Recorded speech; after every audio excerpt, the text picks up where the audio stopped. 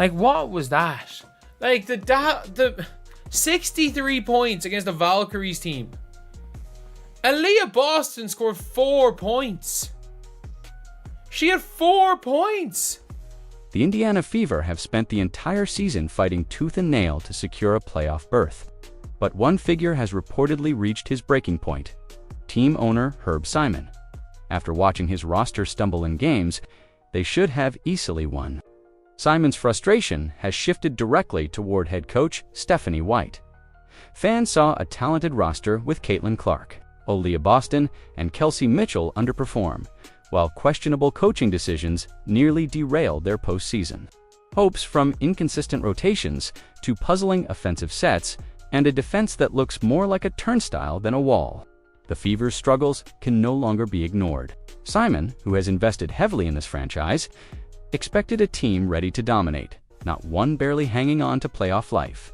Tonight, we break down exactly why Simon's anger has reached new heights and why White's coaching has become the center of controversy in Indiana. Natalie Nakase outcoaches Stephanie White yet again as the Golden State Valkyries sweep the Indiana Fever this season. They beat us with Caitlin Clark. They beat us without Caitlin Clark. When you're the owner of a professional franchise, there's a level of expectation that comes with your investment.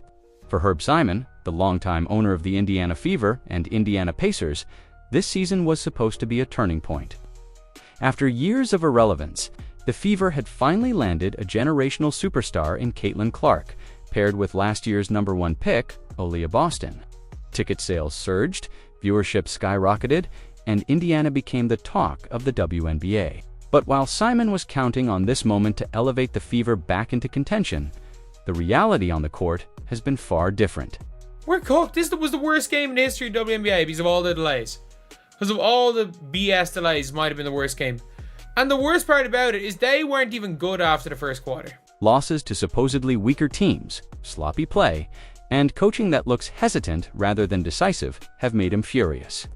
And according to insiders, his patience with head coach Stephanie White is wearing thinner by the day. What triggered?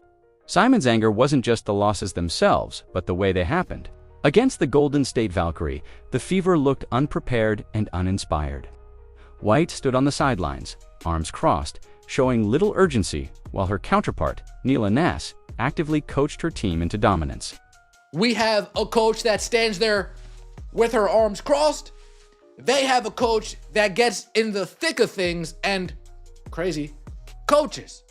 The Fever had better talent on paper, yet it was the Valkyrie who executed sharper plays, rotated with discipline, and capitalized on Indiana's endless defensive breakdowns.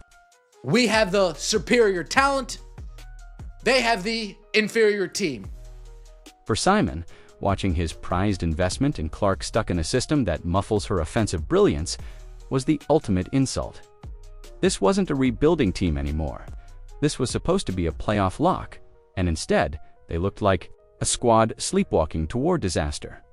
From Simon's perspective, money and reputation are both on the line.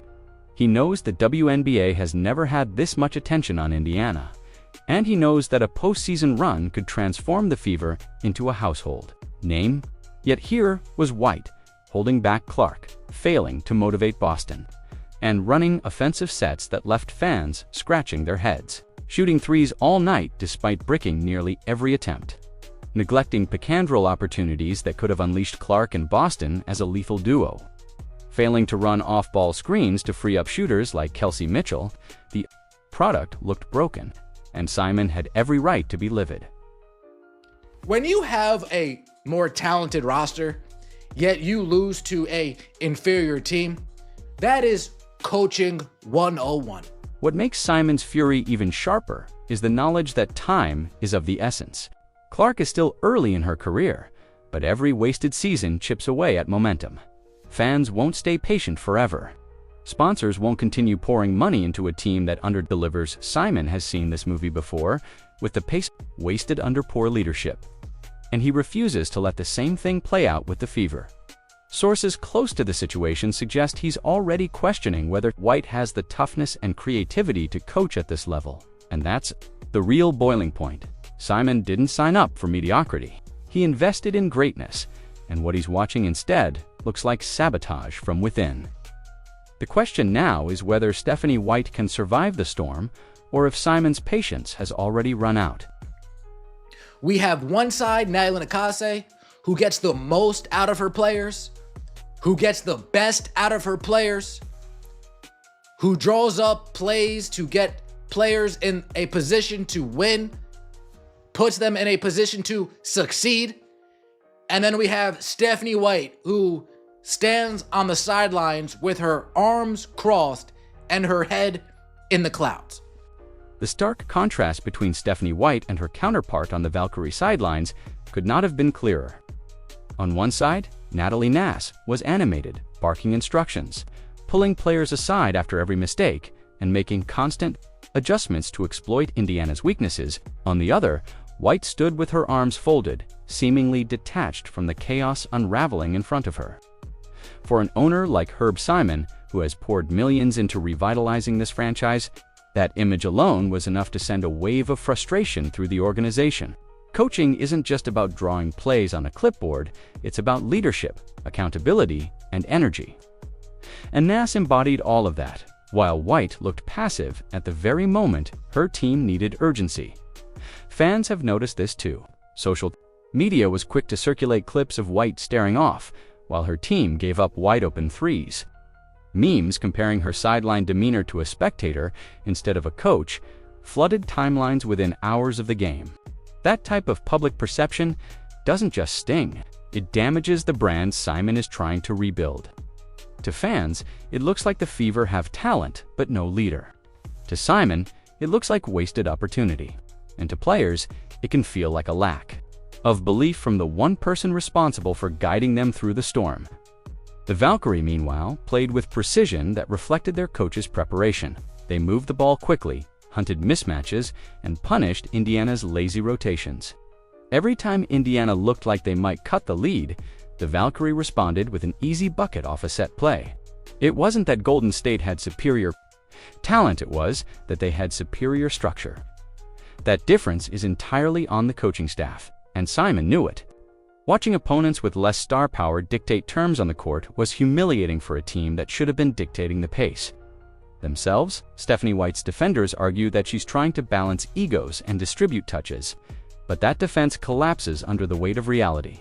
Limiting Caitlin Clark's offensive freedom while giving Odyssey, Clyde Sims, the green light to shoot 10 times a game doesn't look like balance, it looks like mismanagement.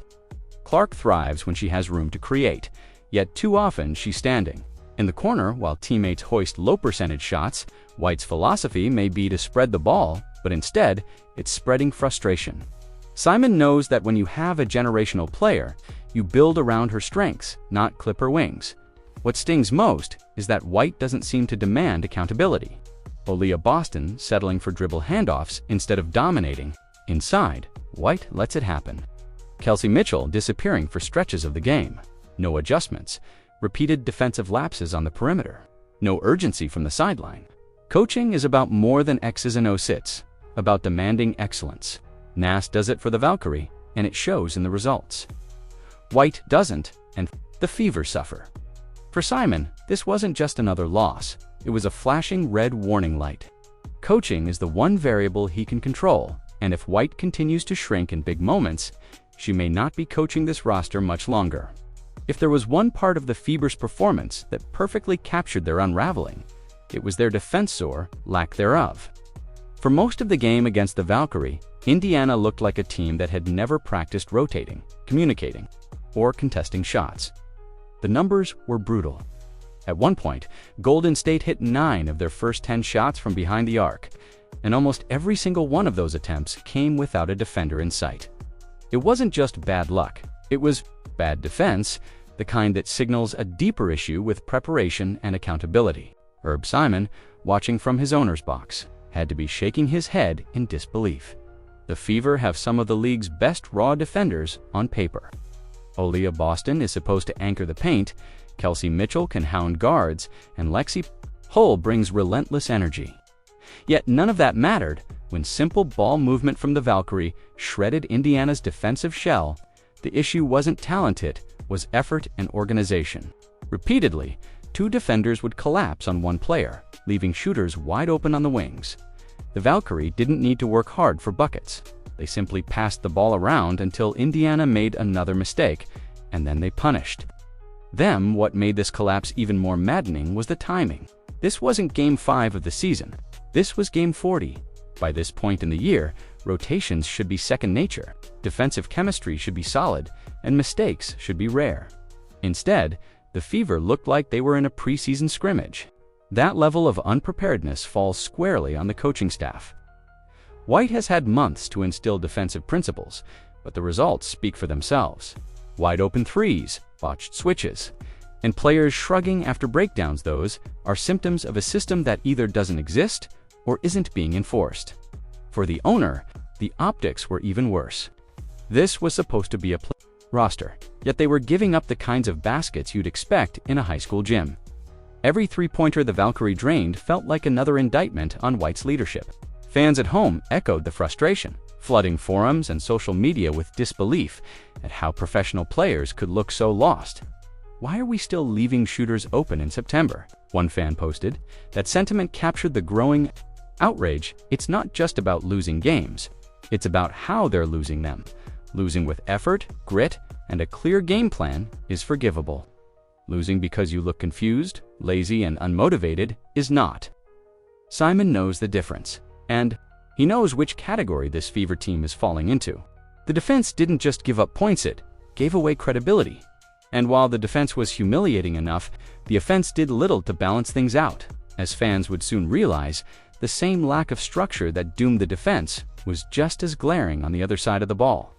When the Indiana Fever drafted Caitlin Clark, they weren't just adding a star, they were bringing in one of the most dynamic offensive players women's basketball has ever seen.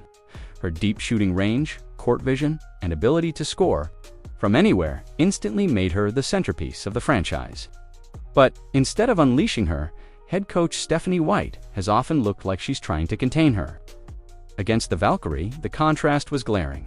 While Odyssey Sims chucked up 10 shots despite hitting only 1, Clark was left standing in the corner waiting for a pass that never came. It's not just a questionable choice, it's a direct misuse of a once-in-a-generation talent. Fans have grown increasingly vocal about it. On social media, the frustration is palpable. They point out how other rookies in the league are allowed to take risks and play through mistakes, while Clark appears shackled by an overly conservative system. White seems determined to run an offense that prioritizes balance, spreading touches across the roster. But balance only works when your role players are producing, and the Fevers aren't. Instead, Indiana ends up with an offense that looks hesitant, predictable, and far less dangerous than it should be. Simon has likely noticed the same thing. He didn't watch ticket sales and TV ratings explode because of Odyssey Sims or even Aaliyah Boston. He watched them explode because of Clark. She is the draw. The reason the Fever are relevant again, and the face of a league desperate for mainstream stars. To see her relegated to a supporting role, while inefficient scorers hoist up brick after brick, has to be infuriating. Every missed three-pointer from a role player is not just a wasted possession, it's a wasted opportunity to let Clark carry the offense as she was born to do. The stats tell the story. When Clark is given freedom, she can score 25 to 30 points and still create looks for her teammates. When she's muzzled, the offense collapses into long stretches of stagnant ball movement that leads nowhere. That happened against the Valkyrie. In brutal fashion, 6 for 30 from three-point range, 33% from the field, and almost no creative playmaking designed to maximize their best player. White's stubborn commitment to a failing system wasn't just ineffective, it looked like sabotage. For Herb Simon, the calculation is simple. He knows the WNBA has never been more spotlighted than it is right now, and Clark is at the center of it. If the Fever are holding her back, they're holding back his entire franchise. Mismanaging her is not just bad basketball, it's bad business. Owners don't stay patient when they see their most valuable asset restrained, and Simon is no different. But the real damage wasn't just in Clark's role. The ripple effect of holding her back spread to the rest of the team, leaving stars like Aaliyah Boston struggling to find their identity on the floor. If Caitlin Clark's restraints are frustrating, Aaliyah Boston's disappearing act is downright alarming. The reigning Rookie of the Year and cornerstone center is supposed to be the dominant inside presence who balances Clark's perimeter firepower. Instead, against the Valkyrie, Boston looked like a shell of herself. 2-for-7 shooting, only 4 points. And a handful of rebounds, those numbers don't belong to a player of her caliber. For Herb Simon, seeing one of his franchise cornerstones reduced to a bystander had to feel like another gut punch. The problem isn't that Boston suddenly forgot how to play basketball. The problem is that the system she's in doesn't push her to demand the ball or punish opponents inside. Too often, Boston drifted toward the perimeter, content to engage in dribble handoffs rather than planting herself in the paint where she's nearly unstoppable. It's one thing to stretch the floor occasionally, but Boston was essentially removed from her natural position, leaving the Fever without the interior dominance they desperately needed. This falls squarely on Stephanie White's shoulders. A strong coach recognizes when a star player is too passive and demands more. Boston needed to be told, get in the paint, dominate 101, and set the tone. Instead, she floated. White, standing silently with folded arms, failed to hold her accountable or demand adjustments. The result, Indiana's offense became one-dimensional, living and dying by the three-point line, while their all-star center watched opportunities slip away. Fans noticed it too. Message boards and Twitter lit up with questions about why Boston wasn't being used more aggressively. Some pointed out how rare it is for a center with her skill set to touch the ball so little in crucial moments.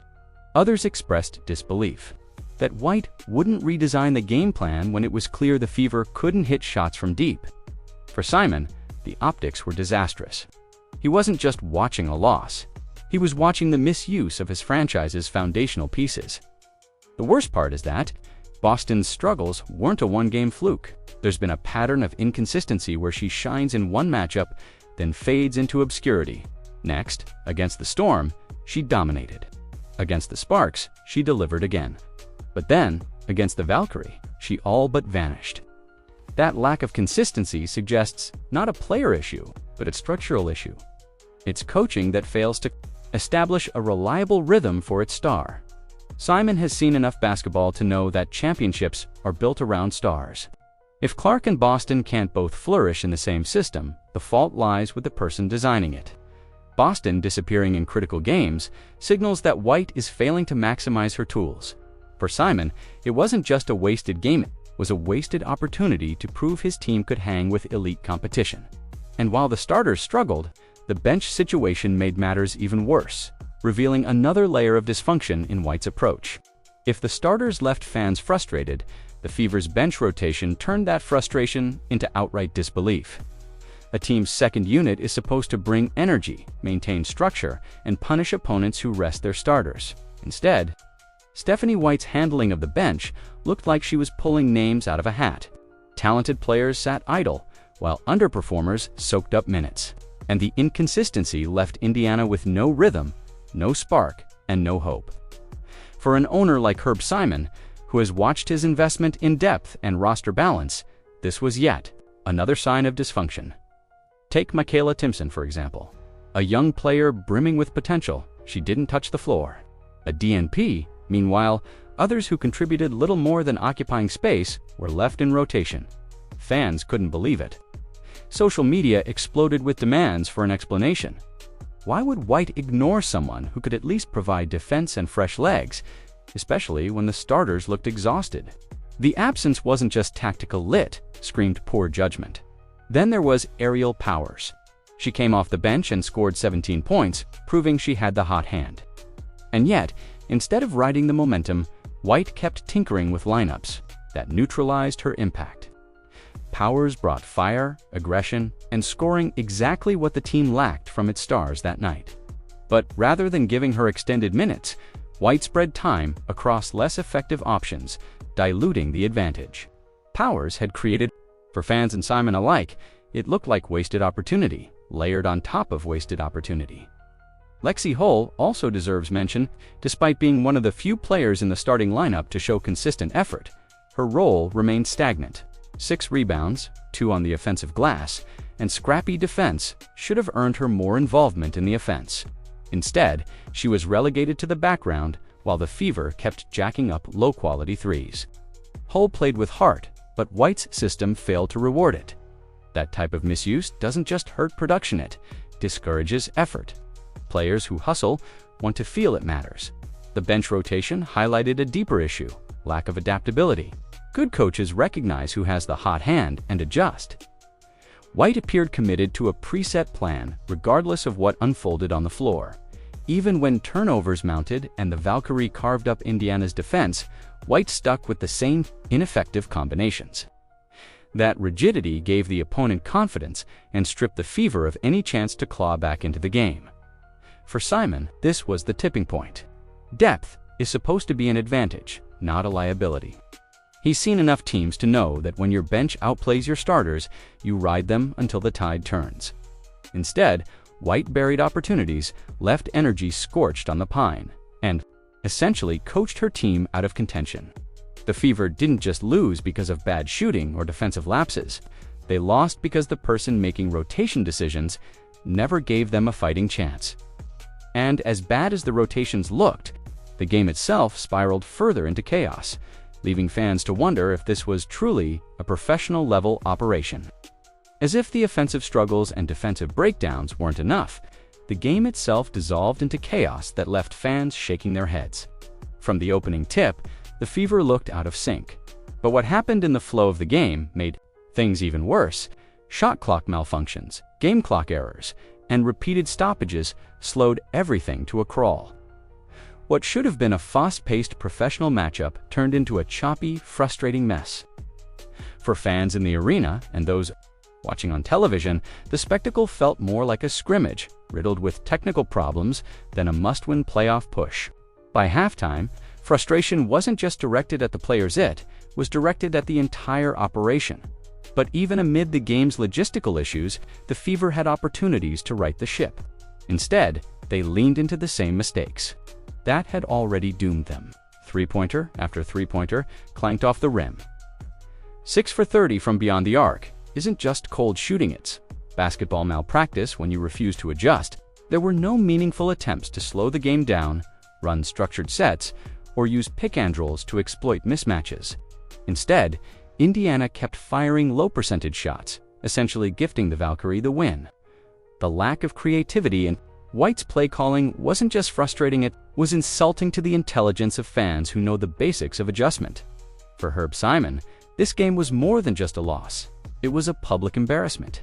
National viewers saw his team, one with the biggest rookie star in Caitlin Clark, collapse on a stage where they should have been proving their legitimacy. The Fever looked uncoached, uninspired, and unfocused. And the technical mishaps surrounding the game only made the organization look worse. Simon has built a reputation as an owner who expects professionalism, and what he witnessed was anything but that. Fans wasted no time voicing their displeasure. Message boards, Twitter feeds, and fan forums erupted with anger. Comments ranged from "Fire White now" to "This team is wasting Caitlin Clark's career." The outrage wasn't just about losing, it was about how Indiana lost.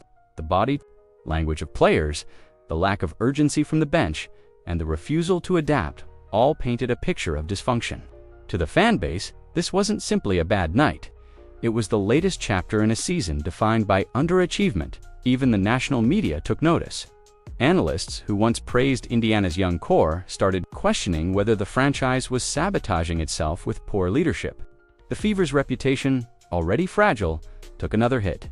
And Simon's name became part of the conversation not because of his business acumen, but because of the glaring cracks in his team. What made this situation even more humiliating was that it wasn't just Indiana's stars struggling across the court. Role players from the Valkyrie were putting up career nights, underscoring the glaring gap in preparation and coaching.